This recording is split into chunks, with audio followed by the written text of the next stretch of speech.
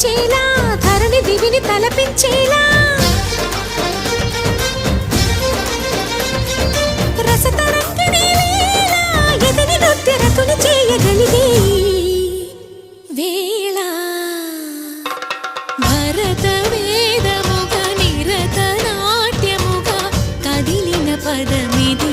ఈశా